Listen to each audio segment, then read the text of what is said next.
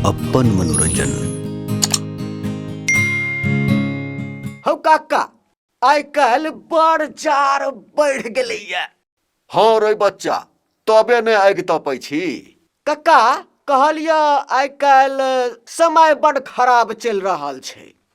ठीके कहै छै बौआ। जिंदगी के कोनो भरोसा नहीं। हाँ हाँ। हौ काका, एगो जीवन बीमा करा ले न। बड़ सुंदर बीमा पॉलिसी एलैया, बिल्कुल तोरे ले छ। बुझक एगो लॉटरी लग गेल। बड़ सुंदर बीमा पॉलिसी से पहले कहबाक चाही ने। हम तो कलिए एगो बीमा करा लेलौं। कल्हिए करा लेलक अपन बीमा।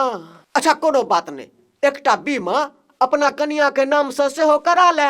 हरौ, हमरा कनिया के बीपीएससी मास्टरी में नौकरी भ गेलै। उ जे स्कूल गेलै ज्वाइनिंग कर से आइ 15 दिन भ गेलै, घुरि क नहीं एलै। बुझाइया कोनो मास्टरबे संगे फरार भ गेलै। तो थाना में जाकर दरोगा जी लग FIR क दितक। दरोगा जी कनिया के तक के तुरंते आइन दैत। दरोगा जी के अपने कनिया 6 महीना पहले हरा गेलै, से तो तकले ने भेलै। आउ हमर कनिया तकता।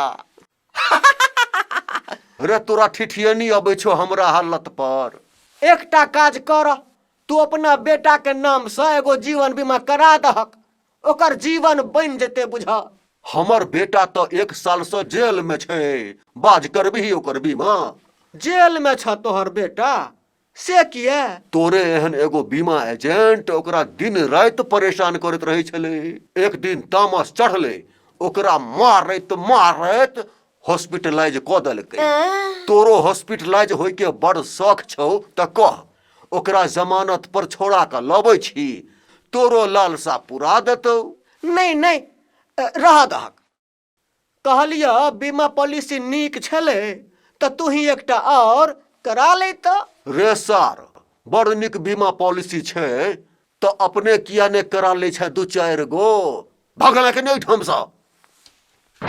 अरे बही माथा झनका देलक। बाप रो बाप। दिन देखबने रात कखनो पहुंच जेता। ई रात के एला हमरा तंग करे ले। एत लोक के खेनाई पर आफत छै, आ हिनका बीमे टा सुझाय छन।